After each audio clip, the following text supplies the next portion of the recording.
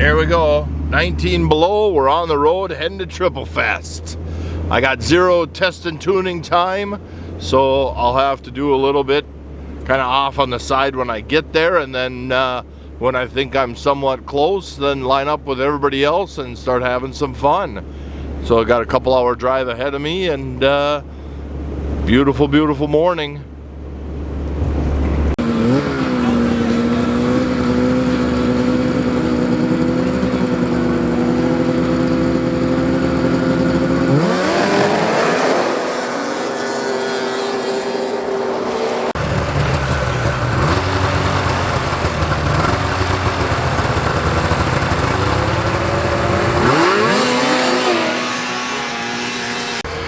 Well, here we go, it's lunchtime break.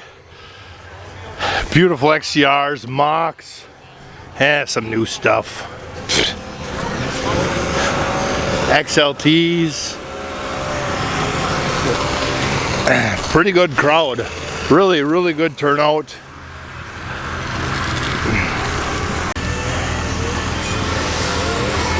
Just a nice lineup. We got Triple Fest groupies.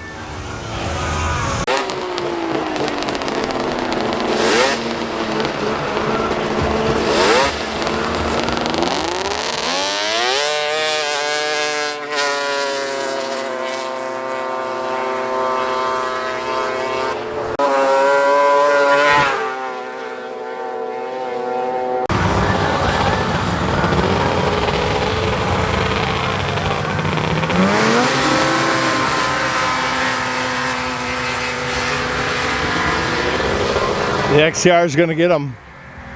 He's getting them. Oh, that's a close call.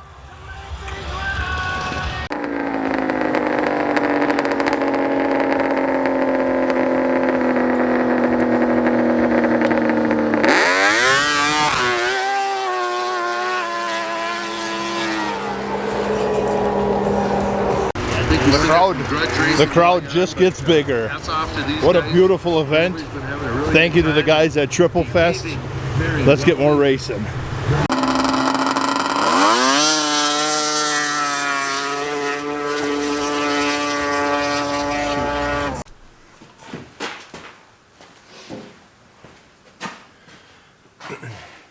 So I'm thinking I'm gonna drive my own sled.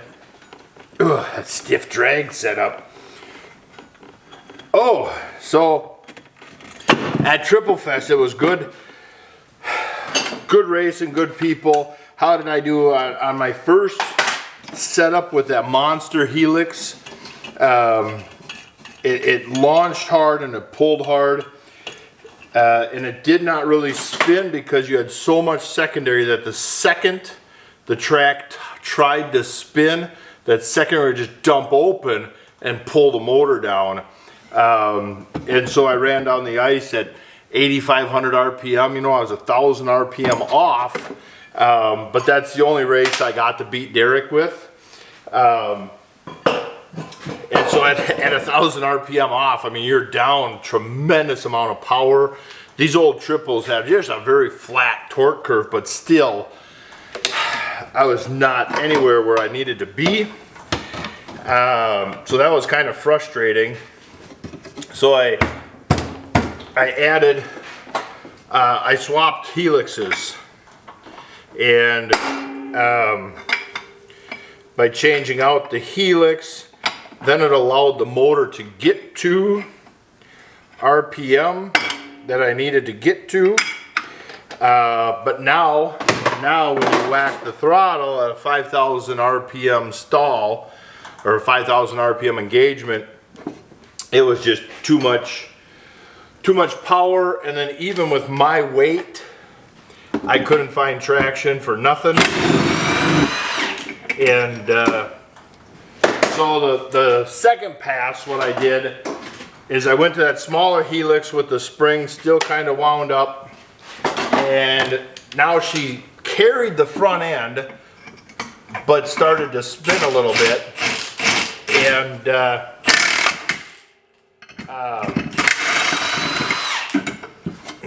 she started to spin a little bit. Then I was way over revving.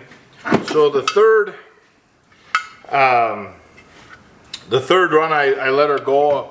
I loosened the secondary a couple springs, or one notch. RPMs came down to 9,800. She's spinning a lot more. I'm losing ET down the track. Go one more hole. Now she's 9,500 RPM, and now it's to the point that when you whack the throttle, it just barked and spun the track. Didn't even attempt to lift the weight. It just lit that track up, and boom, race is over. There was a couple times I hit the throttle and she spun, so then you just hit the brake because it's over with. I tried rolling on. Well, in the time that you roll on and the other people are dead hooking and gone, it's over with. So if I want to try drags again next year, I gotta work on traction big time and bring that engagement down to like 3,500 or something. 5,000 is just way too high on this engine. But live and learn. So we'll swap springs and stuff in this primary and change them weights and go from there.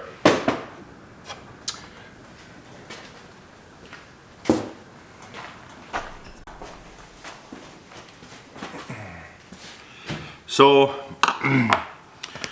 I think I'm gonna try, so this spring in here was like a 180, 380 spring. I don't know what the heck that's all about. A 180, 380, so very, very stiff. And we're gonna go to a different spring that will give us a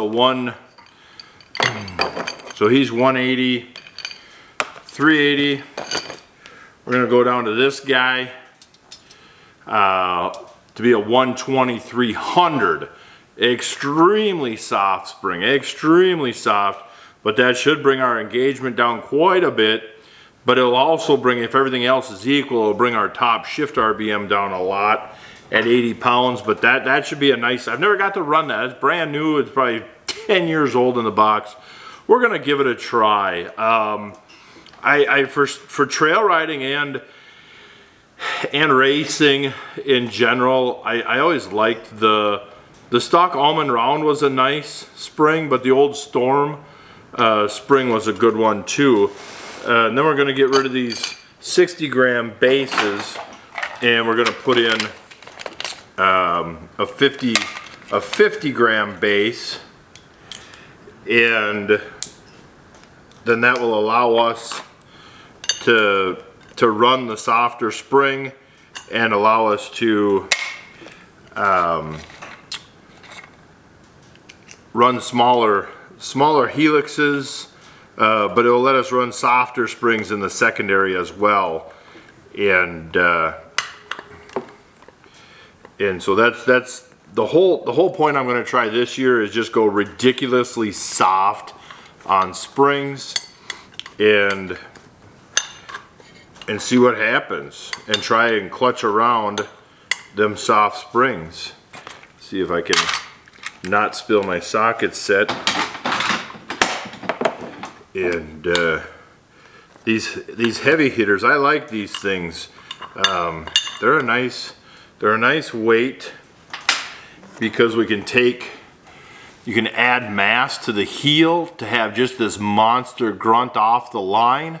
But then for speed running, what I also want to try this year is as you're going down the track, your pipes are heating, it's building power, it's changing that torque curve, it's moving it up in RPMs.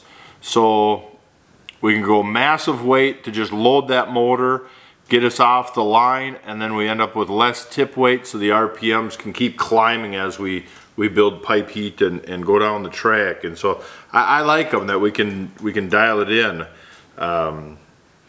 And so the other ones are the exact same thing. They're just a thinner, you can see the profile difference between them. So it's 1060 versus a 1050. So technically I can go from 50 grams all the way up to like 75 grams or whatever the heck, almost 80 grams if I had to. And so, yeah.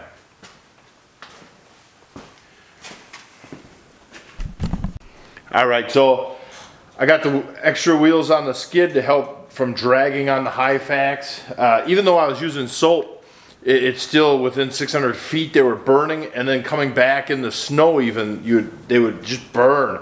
So I got some extra wheels there, gearing 2440, so I don't even have to run a chain tightener. It's like a timing chain setup. It's just that perfect tension. I clicked the power jets down 2 clicks to lean her out a little bit because tomorrow is going to be awfully warm. Then we'll just check plugs throughout the day and see if we can keep clicking them down a little bit. Secondary, I ended up with a 4536, the old R11 from the old 800 Liberty Twins, with a very soft blue secondary spring.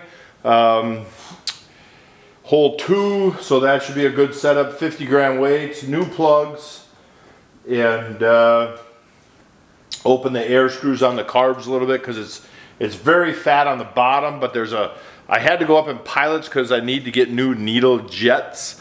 The jets for the needles are too small, so you get a bog right there. So I went up on pilots until I can find bigger needle jets to give me a little more mid-range there. And so, not a perfect scenario, so they don't idle very good. Blah, blah, blah, blah, blah. But yeah, I think for now we'll set her down, and if she'll start, I thought I felt something weird in the engine, but maybe not. I felt for one moment, and then I rolled it over 24 times back and forth by hand. I can't feel it again, and so kind of odd. I don't know what that means. So if we blow her up, we blow her up. We'll figure it out, but yeah. So I'd like to go try it in the snow and just see what it rides like.